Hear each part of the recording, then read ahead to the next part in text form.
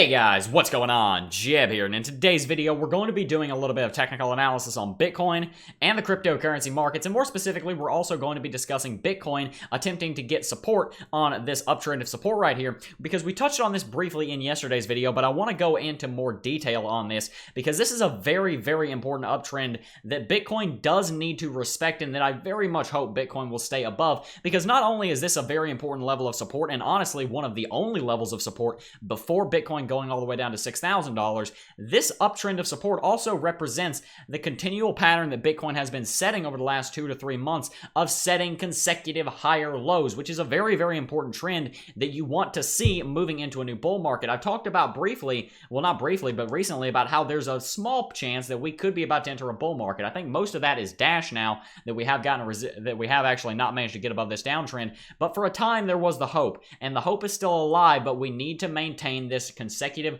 trend of making higher lows, and to do that, we need to not break this uptrend. So we're going to be discussing in today's video whether or not I think we're actually going to be breaking that uptrend, or whether or not we're going to be holding on it, and what I think the scenario is as far as how Bitcoin is going to play that out. We're also going to be doing a little bit of technical analysis on the altcoins. I want to talk specifically about Ethereum, XRP, and EOS. There's some different things on those charts that I want to show you, so we have a lot to talk about today, guys. So without much further ado, let's go ahead and get right into it. If we come in here to the hour chart, what we're going to see is that Bitcoin at the time of recording this is a little bit under $6,300, but as you can see in the last hour anyway, since I'm recording this, Bitcoin is up just a couple of dozen dollars, up about $20 or $30 or so. That's kind of a weird way to put that, but one thing that is concerning me that I want to talk about right here at the outset is the fact that Bitcoin has been trading down here above this level of support for basically 24 hours or so, almost 36 hours actually, because one thing that we saw, well, about 24 hours, yeah, because almost exactly 24 hours ago we pulled back down here. But what we saw is that Bitcoin came all the way down here, and I talked about in yesterday's video why I thought that we were probably going to get some kind of little dead cat bounce, or we were going to get some kind of bounce, and then we'd probably end up going back down to $6,000, and I still stand by that. But I also want to talk about why I'm concerned about this, because Bitcoin has come down here, down to this uptrend of support, and at the time of recording this anyway, of course I can't see into the future, but at the time of recording this, Bitcoin hasn't really gotten a strong bounce here. Bitcoin has basically just been trending downward just a little bit, and we've been redrawing the trend line to give Bitcoin some lenience here, and Bitcoin hasn't really gotten a major bounce here. We saw a bunch of bearish price action. We know for certain that the bears definitely have control. I mean, this is pretty obvious right here, but the fact is Bitcoin hasn't had a major bounce here. Now, with that said, we may see one coming over the next couple of days, or even in the next couple of hours for all I know.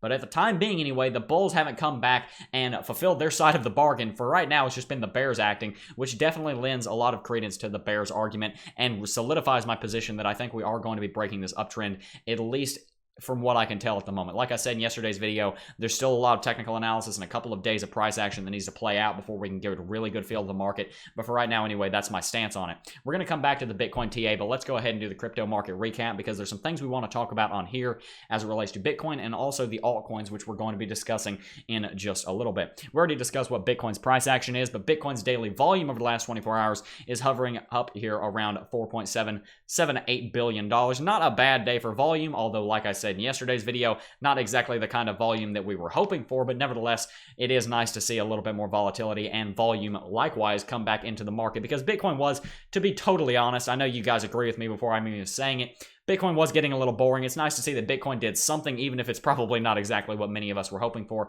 of course, unless you were shorting, in which case I'm sure you enjoyed yourself over the last 24 hours or so. Anyway, Bitcoin is down by about 2.5% over the last 24 hours, and the altcoin markets are not doing anywhere near as well as Bitcoin. If we sort by change over the last 24 hours here, we do not see very many altcoins doing very well. As we can see, we see four gainers, period, and one of them being a double-digit gainer. I wish we had 4 double-digit gainers today. We have a lot of double-digit losers, though. If we scroll down here to the bottom of the altcoin markets, we see a lot of blood in the streets, guys. And one thing I want to remind you is that a lot of people, they make the very valid mistake of getting emotional when you see something like 50 or 60 altcoins down by over 10%. Guys, the last thing you want to do in these scenarios is get emotional, because when you get emotional, oftentimes your skill level at being a trader just goes down by like 80%. You don't want to get emotional and then go open Binance. That's one of the worst things that you can do. That is a terrible, terrible thing to do. One, you don't want to get emotional in markets, period. But especially if you're emotional, stay away from your exchange account. You'll probably end up losing more money trying to fix what you've already trying to cover yourself from the losses you've already made if you're emotional. when these kind of times are around. Guys, there's really nothing to be worried about here. If Bitcoin goes down for the next 2 or 3 years, that doesn't concern me. I am concerned about the long term for Bitcoin and the cryptocurrency markets, and the fundamentals have done nothing but improve. I think the technicals are still looking quite good over the next couple of years, even over the next couple of months, to be quite honest. I really don't think there's anything to worry about. Like I said earlier, I am bearish in the short term being the next couple of weeks. But really, guys, there's still nothing to be concerned about for the long term. If Bitcoin goes below $6,000, then we'll start having some things to be concerned about. But I want to quell the fears here. Well, the feels also, but I want to quell the fears here because I know a lot of people can get very emotional in these times, and I don't want you to get that way. Anyway, Bitcoin is down by about 2.5%, but Ethereum is one of the cryptocurrencies that we're going to be talking about today. It's down by about 10%. So is XRP, and EOS is actually doing a little bit better, down by only 8%. We're going to be talking about these three after we talk about Bitcoin a little bit more. Not a whole lot to write home about here, though. We do see a $2 billion volume day for Ethereum. Definitely not that bad. XRP is hovering around $760 million in daily volume. One thing I also want to touch on is Bitcoin's dominance, because what the trend that we've seen here over the last several months is that Bitcoin's dominance has been steadily rising since back over here in May and late April and early on into May. We've seen Bitcoin's dominance continue to rise. And typically what that signals to me, I haven't touched on this lately because Bitcoin's dominance hasn't come up as much, but typically what rising dominance signals to me is increased risk aversion. And what I was very happy to see back over here in mid-September is that Bitcoin's dominance was going down, and a lot of its dominance was moving into one altcoin, XRP. But in general, the altcoin markets were doing a little bit better than they were, which was signaling strength to me in the underlying cryptocurrency markets themselves, and it was really giving me a little bit more confidence back. With that said, over the last couple of days after Bitcoin broke levels of support and an uptrend of support that we discussed in yesterday's video, that has kind of started to reverse, and we've seen some more Bitcoin dominance come back. And that's one of the telltale signs that you can use to get an idea that what the risk aversion is like in the market and how people are perceiving the market. Since Bitcoin's dominance has jumped a couple of percent, it seems to me that the risk aversion has jumped a little bit. And I think there's definitely reason to look at that and to have that opinion based on what we see here on the chart. Anyway, what we were talking about earlier, Bitcoin and this uptrend. Guys, this is not an insignificant uptrend. This is not by any means the end of the world if we break it. I'm not going to be all doom and gloom on you and say that if we break this uptrend of support, that the world is over. But it is not something that we want to see. This uptrend, like I said, is very important, not only because it's one of the last levels of support that we have before Bitcoin goes all the way down to $6,000. It is also the embodiment of the trend that Bitcoin has had, where it's been setting consecutive higher lows. And we talk about that in the course. I talked about that on the channel. You'll see that just about everywhere. That's one of the most fundamental things you learn when you're doing technical analysis, is how to determine what a bull market is and what a bear market is. And one of the easiest ways to tell what a bull market is and a bear market is in a bull market, you see the market making higher lows and higher highs. Well, for the last couple of months, we've been making lower highs and higher lows, which means we're kind of in this midway point. We can't really tell if we're in a bull market or a bear market. Of course, most people would agree that we are in a bear market right now. But the fact that we're making higher lows was kind of an early warning sign that we may be moving into some more bullish territory. At the moment, though, what concerns me is that I was thinking that we were going to get a little bit more price action coming out of the break or even the test of this long-term downtrend here, and that didn't happen. We've seen a lot of bearish price action come over the last couple of days, but we haven't yet, anyway, seen bullish price action come to match it and mirror it. And what concerns me is that since we are in this longer-term consolidation pattern that we've been talking about, now, of course, with a different uptrend of support this time, since we're still in this consolidation pattern with the downtrend right here and the uptrend right there, then what that means is that trend line, those two trend lines are going to cross, and they cross right over here at the end of October, not that far away. And what we're going to see is that if Bitcoin doesn't come down here and break below this uptrend of support in the way I'm thinking it's probably going to over the next couple of days into the next week or so, even if we manage to come back up here and get up to this downtrend of resistance again, I don't see a case for the next couple of weeks anyway, unless something changes on the fundamental or technical side, that Bitcoin gets above that downtrend of resistance right now. And that's what concerns me, because that downtrend of resistance, if you draw it out a little bit more, crosses $6,000 in early November, guys. Right around the time the midterm elections are coming up, we're going to know whether or not Bitcoin is going to be below $6,000 or above this long-term downtrend that constitutes the long-term descending triangle pattern, which has been so important for basically the entirety of 2018, guys. A lot of technical analysis that we've been doing on the market is coming to a head, and the next month, the next 30 days or so, are going to be very important for the long term for Bitcoin, and it really all comes down to $6,000, this uptrend right here, that uptrend right there, and this downtrend right here. These are the three major trend lines that we're looking at right now, guys. What I think is going to happen is that Bitcoin is going to break this uptrend of support, and we're coming down to $6,000, and from there, the bulls may come back in a big way, but I don't think we've come down to significant enough levels for the bulls to come back in a major way. What I would probably expect to happen, to be totally honest, this is mainly my gut speaking here, is what I think is probably going to happen at this point is that we may break below this uptrend, come down here to $6,000, probably a bit lower, maybe down to like $5,900 or so, and then the institutional money on the sidelines, and then some of the big whales, some of the big bulls then they're going to come back in and say, okay, well now Bitcoin's had a proper bottom, now we'll go in and buy a bunch of Bitcoin, and then we'll push the Bitcoin up through this downtrend of resistance.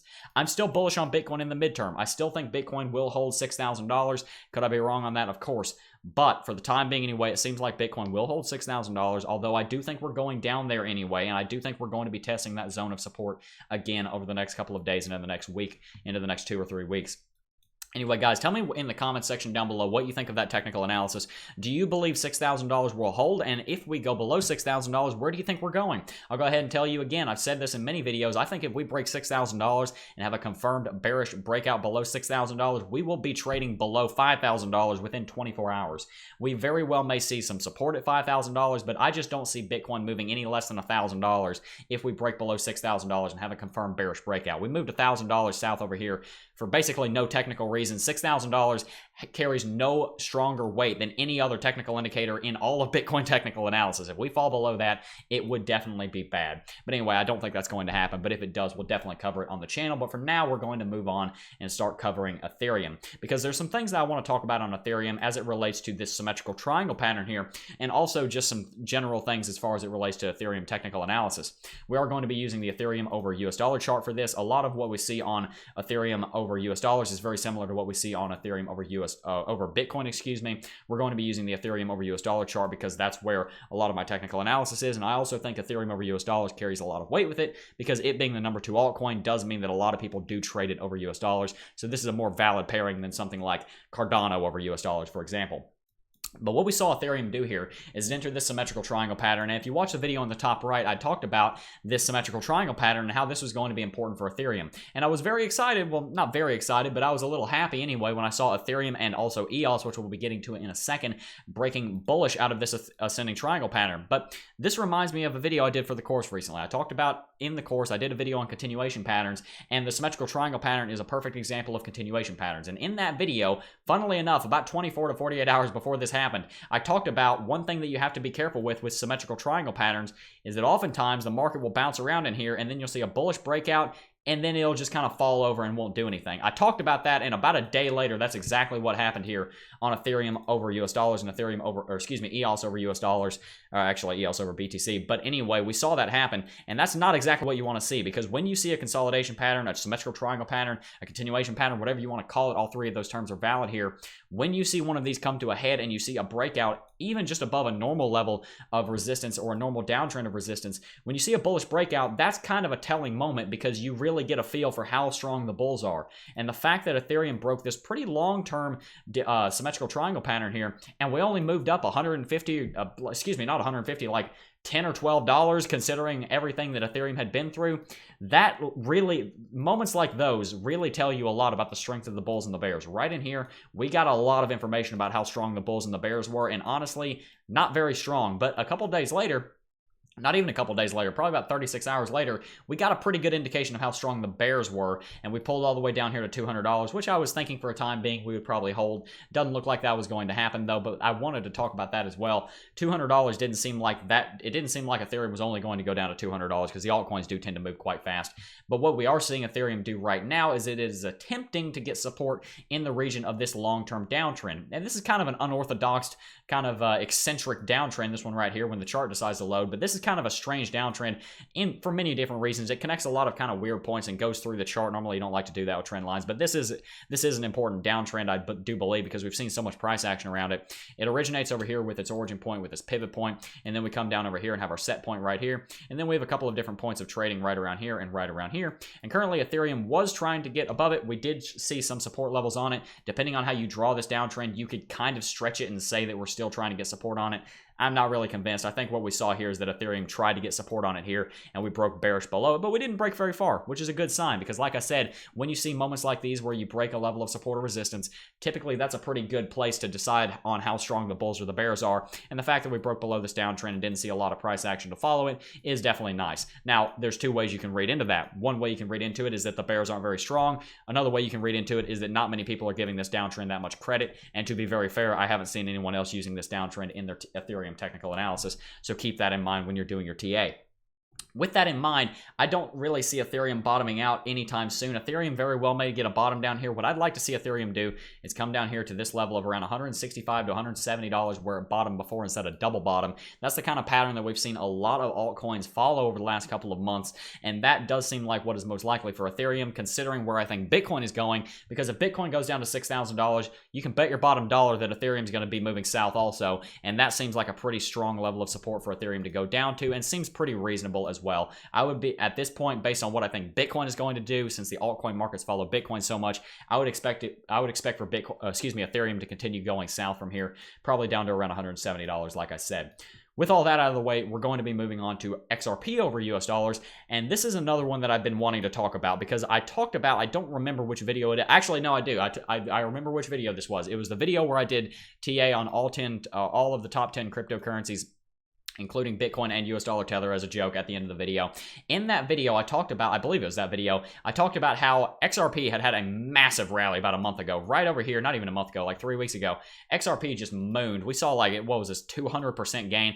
It was insane. XRP moved a lot, and XRP was trading around this very significant level of support and, for a time, resistance at 45 cents, and that correlates to about 7,000 Satoshis on your Bitcoin comparative chart. And I talked about how, you know, we saw all this bullish price action, but I didn't really expect XRP to have a lot of follow through with it.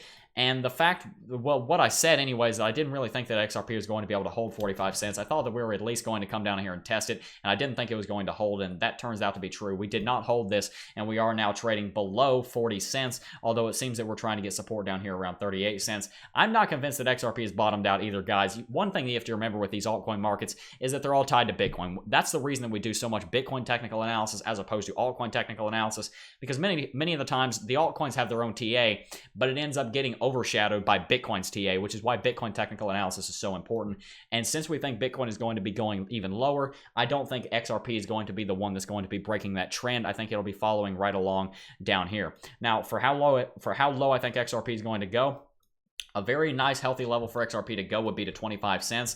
I don't think XRP is necessarily going to go quite that low. That's quite a significant low. That's quite a significant drop compared to what we talked about on Ethereum. What we talked about on Ethereum was probably about a 10% drop. That'd be about a 30% drop on XRP. But one thing you have to remember is that XRP was very healthy trading around these regions and just had this crazy moonshot right here. So it wouldn't be unprecedented to see XRP come down to around 25 cents. I'm not necessarily convinced it's going to go quite that low, though. With that out of the way, I also want to talk about EOS, because EOS's chart looks very, very similar to Ethereum's, actually, because EOS was in a consolidation pattern and did the exact same thing that Ethereum did.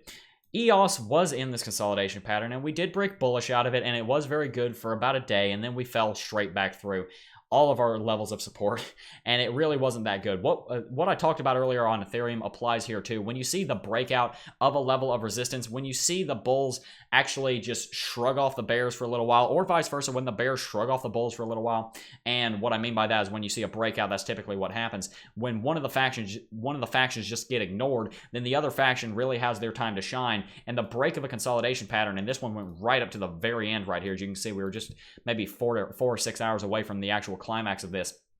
That's when you really get a good feel for how strong the bulls are and how strong the bears are. This is how strong the bulls are. That's how strong the bears are. And that's one thing you have to remember, is that I did think that we were going to get a lot more bullish price action coming on Bitcoin over the next couple of weeks, but that was predicated on Bitcoin getting above a long-term downtrend, and I believe that that's where a lot of the bullish price action was going to come from. The fact is, we didn't get above that downtrend, so a lot more of that bullish sentiment didn't come back into the market, and that follows through into the altcoins. I do believe Bitcoin underperforming is part of the reason why we have seen these altcoins underperform so much, and EOS, is no exception to that. What we do see, luckily, is that EOS is pulled down to an uptrend of support in a similar fashion to what Bitcoin has done, and I keep wanting to say XRP. EOS actually has a long history with uptrends of support being strong levels of support. This one right over here on EOS over the US dollar $1 and also on EOS over XRP was a very important uptrend of support, especially on EOS over BTC. I'll show you that in a second. But this uptrend of support was very, very important. It was it was a very good uptrend of support that was very strong for EOS, and EOS got a lot of value out of it. And that's kind of what we're seeing here form again. Is we're seeing another one of these more shallow, albeit uptrends of support form for right now, though. It looks like EOS is probably going to get some kind of bounce on it. We are seeing a little bit of green come in here. But like I said, guys, I'm not that bullish on Bitcoin, and I'm not that bullish on the altcoin markets as well over the next couple of weeks. So whether or not EOS can actually hold this uptrend that is trying to establish, I don't necessarily think it's going to happen. And this is one of these cases where I was talking about how this is a very good technical pattern for EOS. I like seeing this. I would like to see this follow through. And honestly, if EOS were its own standalone market without outside influences, I would say that this would probably hold. But the fact is, EOS is not a standalone market. It's only worth $4.5 billion. It's weird to say that, only $4.5 billion. It's only worth $4.5 billion when Big Brother Bitcoin is sitting up here around $110 billion. So obviously, EOS is going to follow Big Brother Bitcoin, and I don't think Big Brother Bitcoin is going to be very bullish for that long. And I do think it's probably going to be moving a bit further south, and from there, I think EOS is likewise going to do the same. And I could definitely see EOS pulling back down here around 20%, down to around the $4 region, and setting a double bottom in place down here. Now, with that said, guys, I am bearish for the next week or so on Bitcoin and the cryptocurrency markets, but I am still very bullish on the midterm and the long term. I do still think that a bull run will more than likely be kicking off by Q1 of 2019. That is, if we don't go below $6,000. If we go below $6,000, I'm not going to try and explain that here. I'll do an entire video on that later. But if Bitcoin stays above $6,000 and the altcoins can continue setting these double bottoms like I've talked about, XRP already has one. EOS is looking like it may set one down here around $4. Ethereum is looking like it may set one down here around $170. These are very, very good long-term technical patterns. For right now, what that means is that we're probably about to see another 10 to 15, maybe 20% reduction in these altcoin prices. But for the long term, it's pretty healthy to have a double bottom. I mean, we saw something like this happen on a lot of these altcoins where they came down here and they set strong levels of support and then they broke straight through them. We see this on Ethereum, we see this on XRP, we see this on Litecoin, we see this on EOS on that uptrend. We see a lot of these cryptocurrencies have this level of support. For Ethereum, it was right around $400. For Litecoin, for example, it was around, I forgot what it was. I think it was about $120. We'll go over here and check.